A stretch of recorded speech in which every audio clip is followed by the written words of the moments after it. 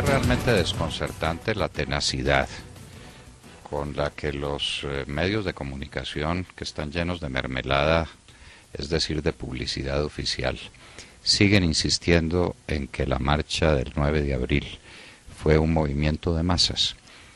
Ya tuvimos ayer una explicación de qué fue lo que pasó en Medellín después de haber visto los videos que llegaron desde esa ciudad, porque por lo menos esa objetividad tienen los medios de comunicación, donde no hubo 500 personas.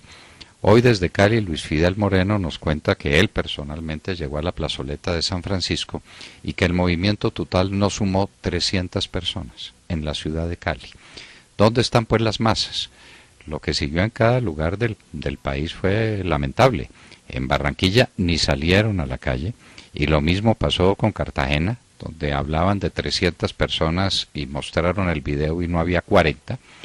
De Santa Marta no hay ni siquiera noticias, no hay noticias de movimiento de masas en ningún lugar del país. Quedaba entonces Bogotá. ¿Qué fue lo que pasó en Bogotá? A 30 personas por bus, más de 1000 buses son más de 30.000 personas. Ese era más o menos el aforo de la Plaza de Bolívar. Luego, todos los marchantes de Bogotá eran marchantes alquilados y pagados con dinero de las FARC. No lo estamos diciendo nosotros, lo dice el ministro de Defensa con su autoridad y lo dice el director de la policía. Hay plena prueba de que el dinero utilizado para la marcha fue dinero de las FARC. Y estos son muchos miles de millones de pesos. Aquí no estamos hablando de centavos.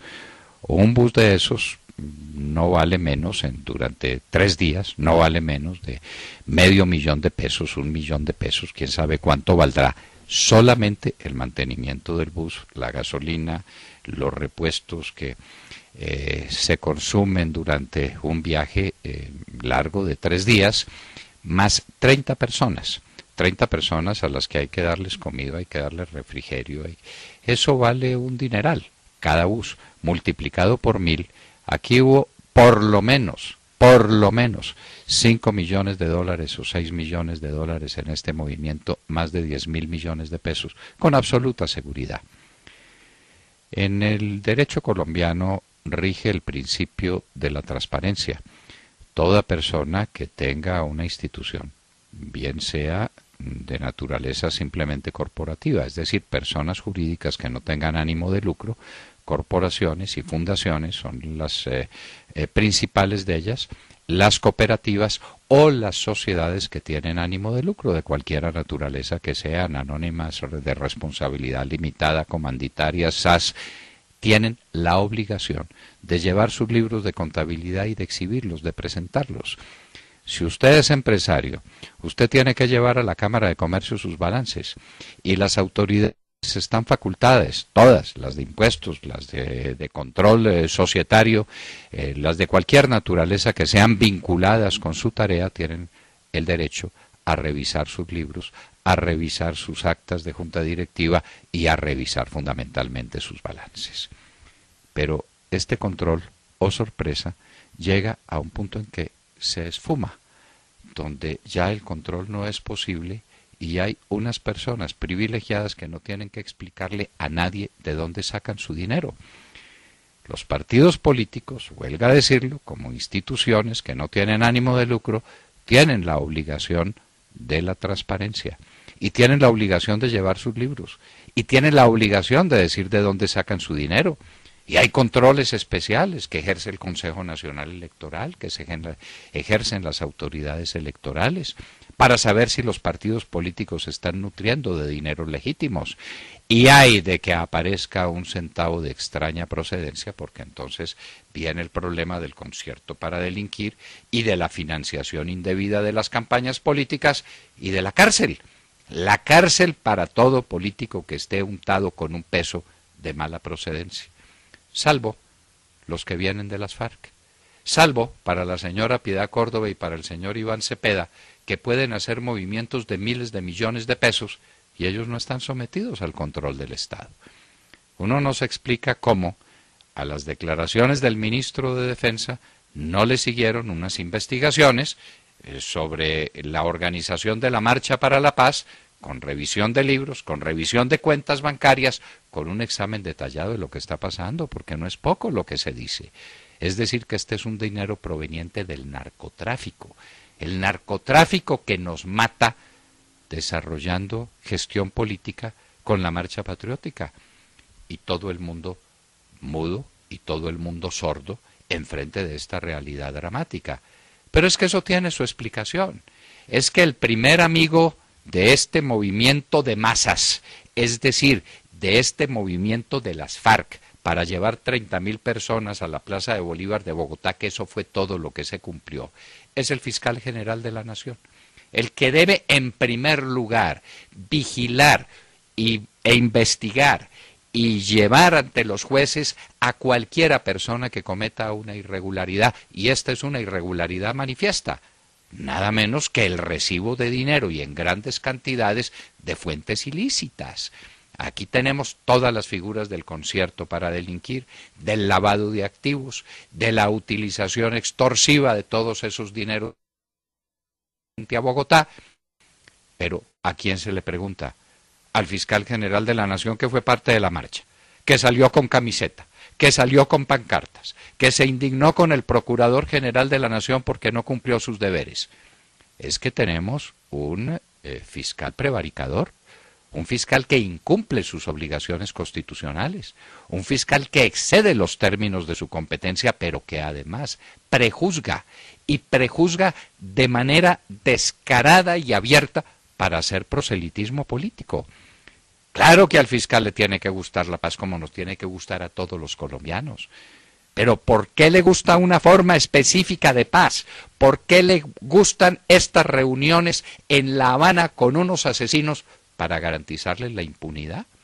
El fiscal general de la Nación ya se comprometió diciendo que es que estos angelitos de la dirección de las FARC no han cometido delitos de lesa humanidad. Señor fiscal, prejuzgó, anticipó su juicio, señor fiscal, prevaricó.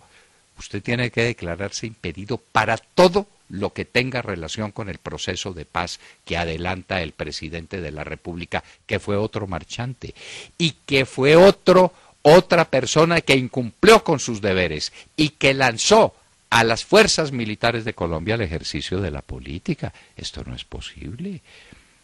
Ayer nos decía Francisco Santos que esto no pasaba hace decenios. No, perdóname, lo corrijo. Es un tema de historia. Esto no ha sucedido nunca.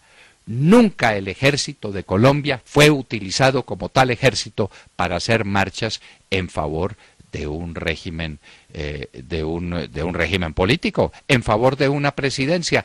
El general Rojas Pinilla algo intentó, pero no llegó hasta estos extremos. Reunir 6 o 7 mil hombres, o quién sabe cuántos reunió, en una plaza pública para hacer una manifestación en favor de un proceso reeleccionista como el de Juan Manuel Santos, con el pretexto de una campaña disque por la paz de él, la paz soterrada, mentirosa, engañosa, que está cumpliendo a través de las FARC. Todo para hacerse reelegir como presidente de la República. Esta es una intervención descarada en política de las fuerzas militares, lo que nunca se intentó. Así pues, que si hay autoridades imparciales en Colombia, que si hay una investigación criminal en Colombia seria, independiente, imparcial y juiciosa, aquí tienen motivo para varios temas. Para vigilar la conducta del presidente de la República, que lanzó a hacer política a las fuerzas militares que son la reserva moral de la nación. Ellos, los 7.000 que estuvieron allá, o los 6.000 o los 5.000, estaban cumpliendo órdenes superiores. El comandante de las fuerzas militares tendrá que responder por su conducta en este caso, y el presidente de la República, que es el comandante supremo de ellas, y que fue el que ordenó en últimas este movimiento, tendrá que responder penalmente. Pero la marcha patriótica sí que nos sugiere dudas y sí que nos pone en ascuas en frente de estas formas combinadas de lucha que las FARC vuelven a decir hoy en un comunicado, cuando dice que no hay alas y que no hay ala política y que no hay ala guerrillera, porque ellos lo que pregonan es las formas combinadas de lucha. ¿Qué son las formas combinadas de lucha? La violencia. es decir, las minas antipersona, es decir, los ataques a los pueblos, es decir, los asesinatos a los miembros de la fuerza pública, del ejército, de la policía, de los otros estamentos militares, es decir, la política también, la presencia en los consejos y en las asambleas y en el Congreso de la República, moviendo a la gente o obligándola con sus fusiles a tomar una determinada decisión política, pero ahora hay otra combinación, el dinero que tienen en inmensas cantidades. Las FARC son la organización más rica de Colombia y una de las organizaciones más ricas de América, y ya está armando marchas como la del 9 de abril, de manera que a investigar, como dijo esa distinguida dama que es Piedad Córdoba, esa joda, a investigar esa joda, señor fiscal. Usted tiene la obligación de hacerlo. Eso es una obligación constitucional de la que no se puede desprender. Con dinero del narcotráfico no se puede organizar una marcha política por mucho que usted participe en ella. Usted se contagió de dinero del narcotráfico. Ojalá esa camiseta que llevaba y ojalá esa bandera que portó no se haya hecho o con dineros públicos, lo que sería un peculado, o con dineros del narcotráfico, lo que sería un delito inconcebible. Señor fiscal, usted está en una situación supremamente grave porque usted está haciendo política. En lugar de investigar delitos, usted se dedicó a la política más barata. Usted nos tiene sorprendidos a todos, pero tiene o la obligación de investigar la conducta de Juan Manuel Santos y del comandante de las fuerzas militares y la conducta de la marcha patriótica y los dineros con que la marcha patriótica se nutrió para traer a Bogotá más de 1.000 buses, más de 30.000 personas para llenar la Plaza de Bolívar. Esas son las masas que apoyan al presidente Santos, las masas de las FARC movidas con el dinero de las FARC, es decir, con el dinero del narcotráfico, ante la impasividad de un fiscal general de la Nación que ya renunció a sus funciones para convertirse de juez, instructor, imparcial en una parte del aparato paramilitar de las FARC. Esa es la verdad, la dolorosa verdad, pero como ciudadanos tenemos la obligación y el derecho de exigir que las autoridades cumplan ahora con su deber, el que no cumplieron el 9 de abril de este año doloroso de 2013. Acaban de escuchar el editorial del doctor Fernando Londoño en La Hora de la Verdad a las 7 de la mañana, 22 minutos.